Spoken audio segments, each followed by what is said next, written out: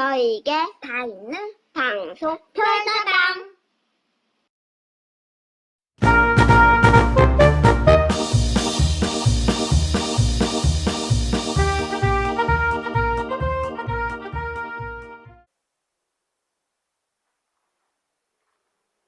안녕하십니까. 이번 시간에는 해함, 하담, 인잠, 우상에 대해서 설명드리겠습니다. 해자는 바다 해자입니다. 바다는 물이 매양 있는 곳이 바다입니다.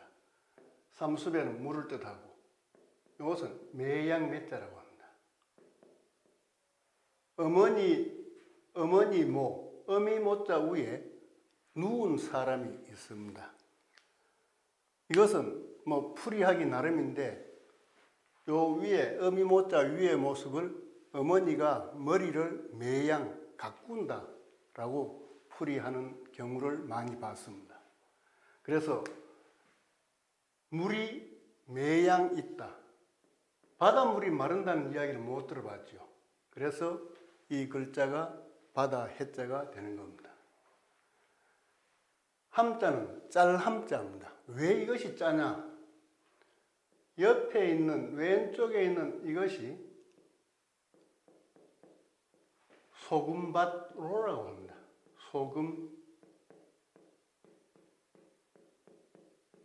소금밭로. 그래서 이것이 왜 소금밭이냐? 이것이 이랬으면 소금의 결정체가 있는 겁니다. 소금의 결정체가 소금밭 속에 소금의 결정체, 햇빛이 말라가지고 소금의 결정체가 엉겨 있는 그런 모습이 바로 이겁니다. 이 위에 전복자를 써놨어요.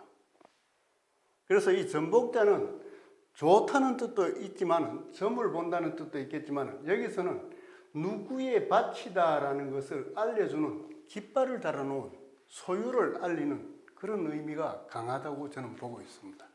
그래서 소금밭은 예로부터 중요하게 관리를 했습니다. 나라에서도 이걸 염전을 관리를 하죠. 그것처럼 중요하다. 그래서 소금밭인데 누구의 소금밭이냐라고 표시를 해놓은 것이 바로 소금밭 로자입니다.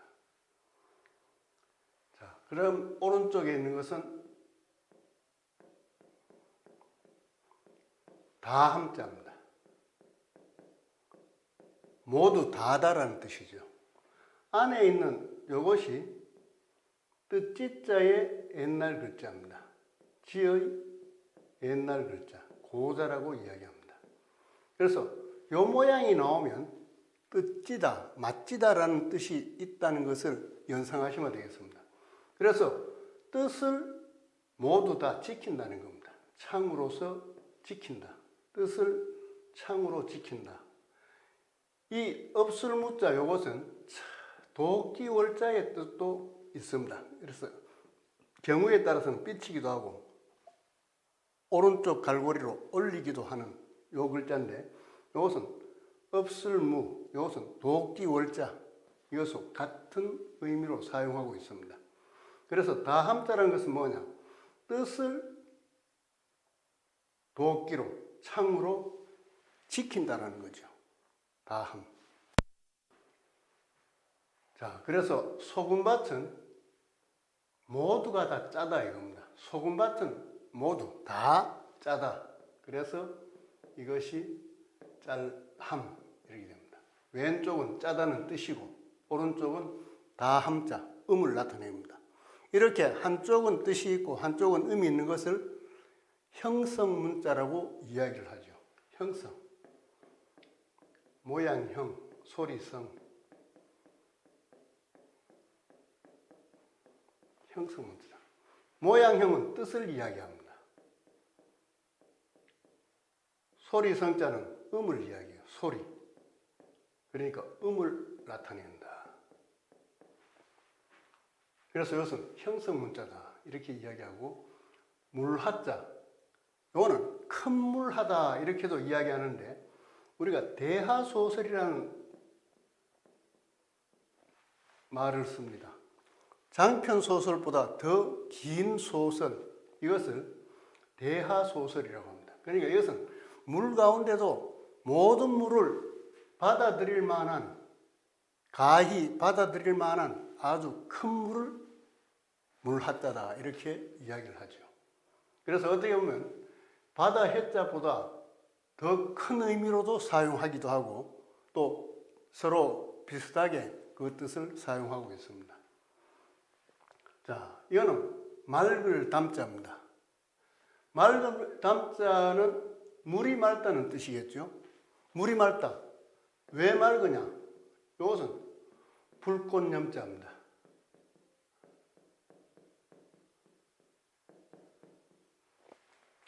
불꽃염, 불로 물을 태웠다는 거죠.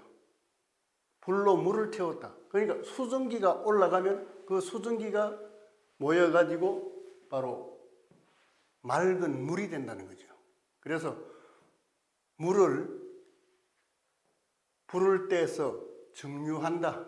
올라가니까 그 증류수가 모이니까 맑다라는 그 뜻이 된다. 이렇게 기억을 하시면 되겠습니다.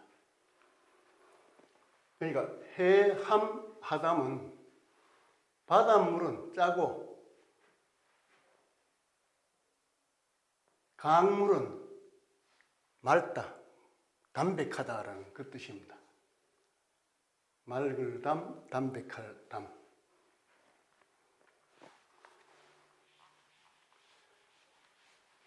그 다음 인잠우상입니다. 인자는 물고기가 있습니다. 오른쪽은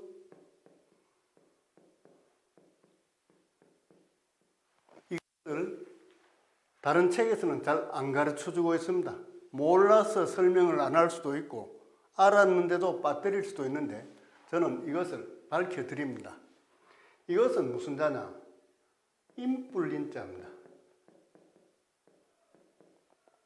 또 인뿔은 사람들이 인뿔이 왔다 갔다 하니까 도깨비 불이다 이렇게 이야기하기 때문에 도깨비 불린이다 이렇게도 부릅니다. 그런데 이 인뿔은 인뿔린자는 위에 쌀미가 있어요. 불이 없습니다. 불이 없어요.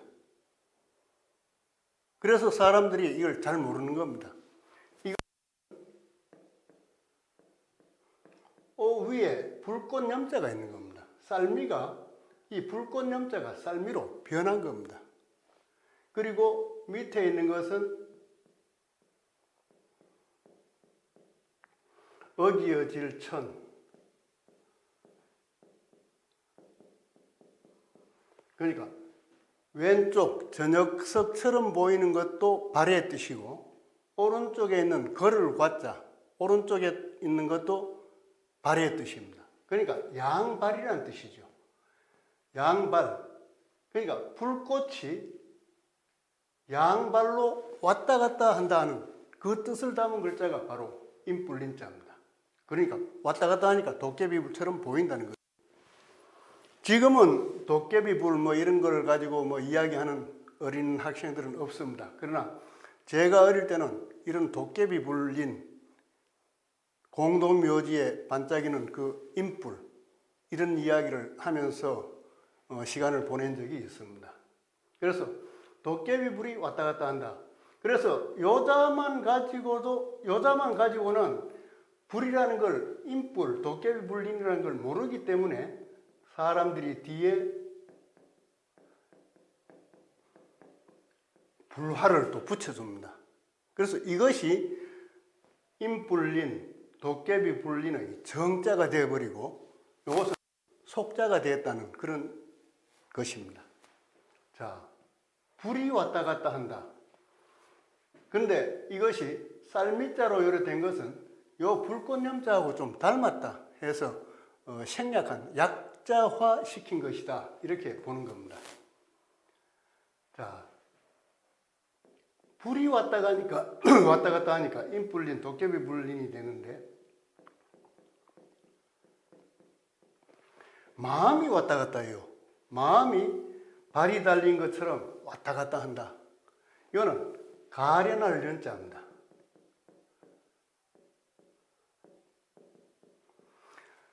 침착하게 자기 자리에 앉아서 수업을 듣지 않고 선생님이 설명을 할 때 고개 돌려서 판서하는 그 순간에 학생이 한 바퀴 교실을 다니는 그런 경우를 저는 여러 번 봤습니다.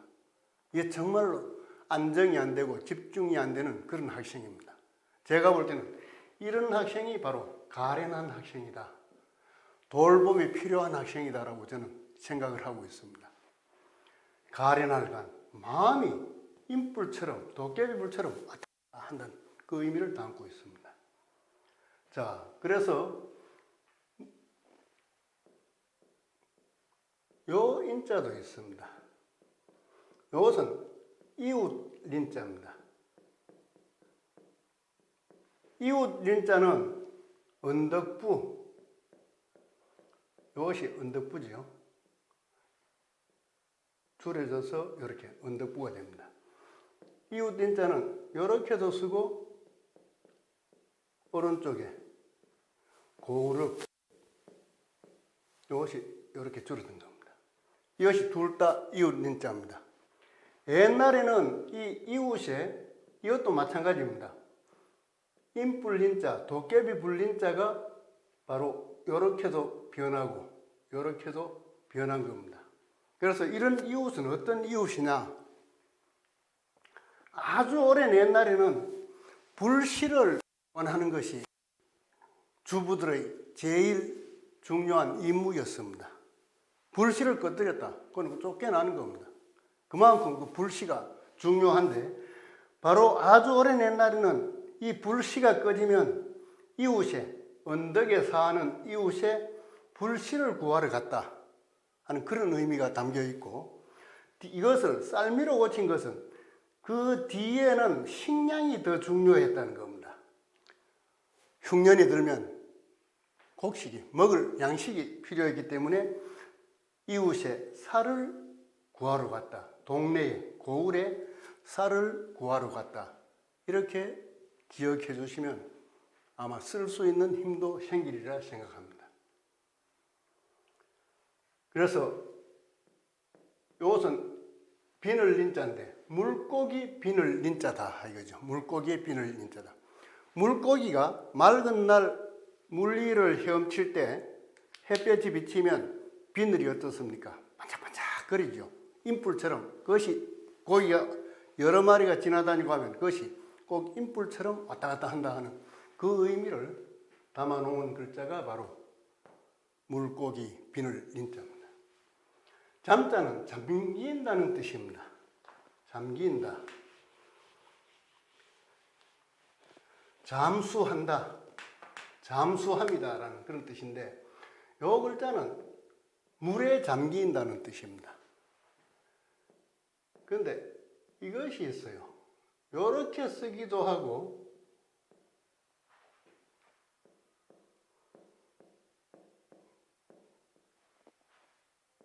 이렇게 쓰기도 합니다. 그런데 뒤에 와서 이것이 과거에는 이렇게 썼을 겁니다. 그 뒤로 와서 이렇게 썼고 또 어떤 데는 이렇게 또 변하기도 합니다. 이게 잠자, 잠길 잠자의 이체자들입니다. 자, 이것은 뭐냐? 한자일 때는 없을무의 약자입니다. 없을무의 약자다. 또 이것은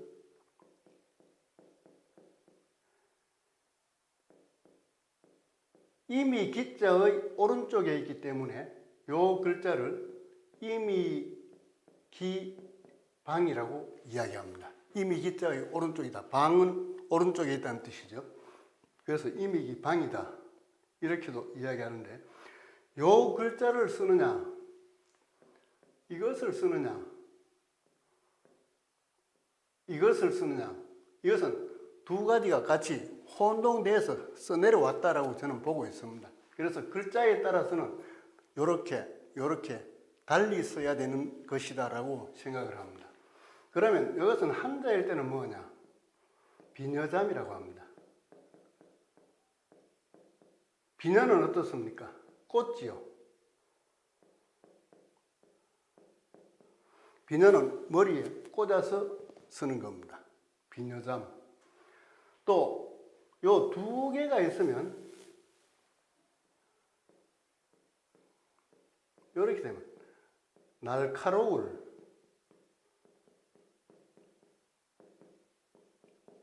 침이라고 이야기합니다. 날카롭다. 그래서 어느 것을 쓰는 것인지 이것은 여러분들이 한번 또 찾아보시기 바랍니다. 저도 이 두 가지는 어느 것을 써야 되는지 확실한 말씀을 드리지 않겠습니다.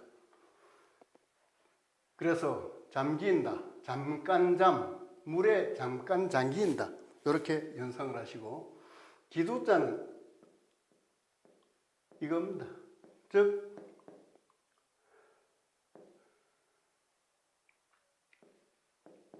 날개입니다. 날개가 한쪽으로 딱 향하는 그 모습의 글자가 바로 기두자입니다. 이것이 이렇게 된 겁니다. 안일비자가 있죠. 안일비자는 이래 되어 있습니다. 날개가 서로 반대로 날개짓을 하기 때문에 아니다, 부정적으로 사용한 것이고, 이것은 날개가 한쪽으로 치고 있다, 한쪽으로 나 있다, 기치 한쪽으로 나 있다 해서 기두라고 합니다. 우리나라에서는 이 기두자를 이렇게 씁니다. 안에서 바깥으로 빼냅니다. 그런데 중국에서는 기두자를 이렇게 쓰고 있어요. 위로 쳐올립니다. 이런 차이가 문화의 차이인지 어떤 관습의 차이인지는 모르지만 이렇게 다르게 나타난다 이겁니다. 그래서 익힐 습자를 이렇게 쓰기도 하고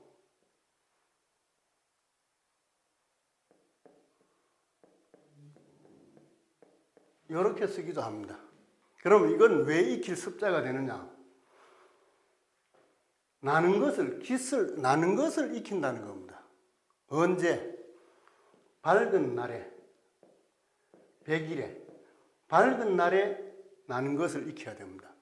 새가 어미를 따라서 나는 것을 익힐 때 어두우면 안 보이죠. 위험하지요. 그래서 밝은 날 익힌다. 이렇게 뜻이 정해지는 것입니다. 상자는 날상자.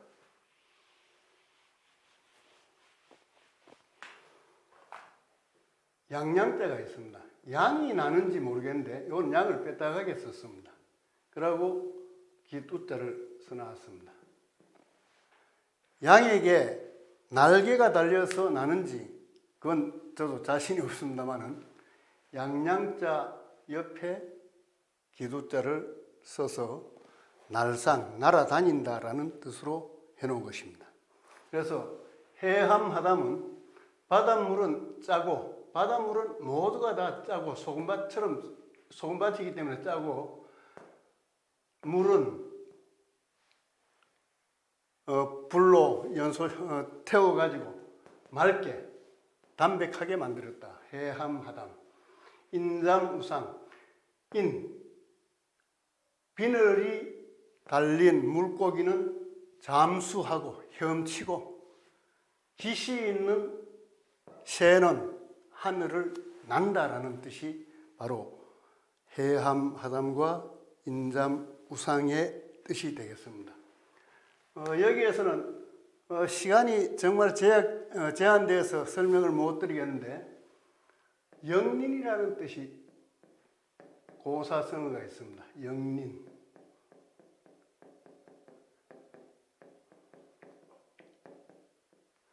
거꾸로 난 비늘입니다. 이것을 꼭 설명드리고 싶은데 다음에 때가 되면 이것을 설명해서 교훈으로 한번 삼아 보겠습니다. 감사합니다. 좋아요와 구독 눌러주세요.